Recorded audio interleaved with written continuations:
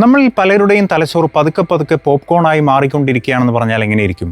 നിങ്ങൾ എപ്പോഴെങ്കിലും ഒരു ചെറിയ മെസ്സേജ് അയക്കാൻ വേണ്ടിയിട്ട് ഫോൺ എടുത്തിട്ട് ഇൻസ്റ്റാഗ്രാമിലും യൂട്യൂബിലും ഫേസ്ബുക്കിലും കയറി മണിക്കൂറുകളോളം സ്ക്രോൾ ചെയ്ത് അവസാനം എന്തിനാണ് ഫോൺ എടുത്തത് എന്ന്, അല്ലെങ്കിൽ ഇപ്പോൾ എന്തൊക്കെയാണ് കണ്ടത് എന്ന് പോലും മറന്നുപോയിട്ടുണ്ടോ? അതുമല്ലെങ്കിൽ കുറച്ച് സമയം ഫോണില്ലാതെ വെറുതെ ഇരിക്കുമ്പോഴേക്കും മനസ്സ് ഇറിറ്റേറ്റഡായി കൈ അറിയാതെ ഫോണിലേക്ക് പോയെടുത്ത് ഒരു നോട്ടിഫിക്കേഷൻ പോലും ഇല്ലെങ്കിലും ഫോണിൽ അലക്ഷ്യമായ എന്തെങ്കിലുമൊക്കെ ചെക്ക് ചെയ്യുന്നുണ്ടോ? ഉണ്ടെങ്കിൽ നിങ്ങളും പോപ്കോൺ ബ്രെയിൻ സിൻഡ്രോം എന്ന മാനസികാവസ്ഥയുടെ പിടിയിലായിരിക്കാം. ഒരു ചൂടായ പാത്രത്തിലിട്ട ചോളം എങ്ങനെയാണോ അങ്ങോട്ടും ഇങ്ങോട്ടും ചിതറിത്തെറിച്ചുകൊണ്ട് പൊട്ടുന്നത്, അതുപോലെ നമ്മുടെ ചിന്തകൾ ഒരിടത്ത് മുറച്ചു നിൽക്കാതെ ഒരു വിഷയത്തിൽ നിന്ന് മറ്റൊന്നിലേക്ക് ചാടിക്കൊണ്ടേയിരിക്കുന്ന അവസ്ഥയാണിത്. TV കാണുമ്പോൾ തന്നെ ഫോൺ ഇടയ്ക്കിടയ്ക്ക് എടുത്ത് നോക്കുക, ഭക്ഷണം കഴിക്കുന്നതിനിടയ്ക്ക് തന്നെ റീലുകൾ അല്ലെങ്കിൽ social media messages, notification, shorts, TikTok എന്നിവ നോക്കലെല്ലാം ഇതിൻ്റെ ഭാഗമാണ്. എന്ന് വെച്ചാൽ നമ്മുടെ തലച്ചോറിന് കോൺസ്റ്റന്റ് സ്റ്റിമുലേഷൻ അല്ലെങ്കിൽ തുടർച്ചയായ എന്തെങ്കിലും ഉത്തേജനം ലഭിച്ചാലേ സമാധാനമുള്ളൂ എന്ന അവസ്ഥ.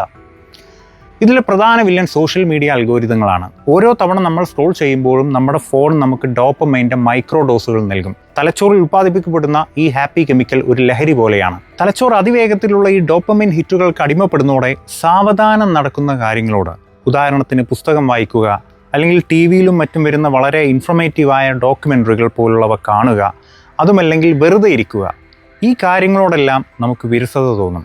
ചുരുക്കി പറഞ്ഞാൽ ആഴത്തിൽ ചിന്തിക്കാനും ശ്രദ്ധ കേന്ദ്രീകരിക്കാനും നമുക്ക് കഴിയാതെയാവും. ഹൈസ്പീഡ് ഡിജിറ്റൽ ലോകവുമായി താരതമ്യപ്പെടുത്തുമ്പോൾ നമ്മുടെ സാധാരണ ജീവിതം വളരെ മന്ദഗതിയിലായി അനുഭവപ്പെടാൻ തുടങ്ങും. ഒരു പുസ്തകത്തിൻ്റെ ഒരു പേജ് വായിക്കുന്നത് പോലും ബുദ്ധിമുട്ടാവും. ഒരു സിനിമയിലെ സ്ലോ പേസിലുള്ള രംഗം അല്ലെങ്കിൽ റാപ്പിഡ് കട്ടുകളില്ലാത്ത ലോങ് യൂട്യൂബ് വീഡിയോ കാണുന്നതും അരോചകമായി തോന്നും. 10 മിനിറ്റ് പഠിക്കുന്നത് പോലും അസാധ്യമാണെന്ന് തോന്നും. നിശബ്ദത ഒരു അസ്വസ്ഥത ഉണ്ടാക്കുന്ന കാര്യമായി തോന്നുന്ന നമുക്ക് അതേസമയം തന്നെ സംഭാഷണങ്ങളോട് പോലും വിരസത തോന്നും.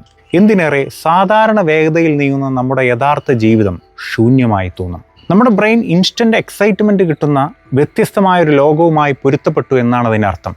അതോടെ സ്ലോ ആയ, സൈലൻ്റ് ആയ, സ്റ്റേബിളായ കാര്യങ്ങളെ ബ്രെയിൻ റിജക്റ്റ് ചെയ്യാൻ തുടങ്ങും.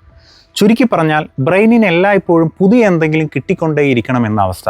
ഇനി ഈ പോപ്കോൺ ബ്രെയിൻ റിവേഴ്സിബിൾ ആണോ, അല്ലെങ്കിൽ എന്താണ് ഇതിനൊരു പരിഹാരം? ഒരിക്കലും സ്മാർട്ട് ഫോൺ ഉപേക്ഷിക്കലല്ല അത്. എന്നാൽ ഇടയ്ക്കെങ്കിലും ഒന്ന് സ്വയം ബോറടിക്കാൻ അനുവദിച്ചാൽ വലിയ മാറ്റങ്ങൾ ഉണ്ടാവും. അതിന് നമ്മുടെ ഹാബിറ്റുകളിൽ കൊണ്ടുവരേണ്ട മാറ്റങ്ങളെപ്പറ്റി വിദഗ്ധർ തരുന്ന ടിപ്പുകൾ അതെന്തൊക്കെയാണെന്ന് ഞാൻ കമൻറ്റിൽ പിൻ ചെയ്തു വെക്കാം.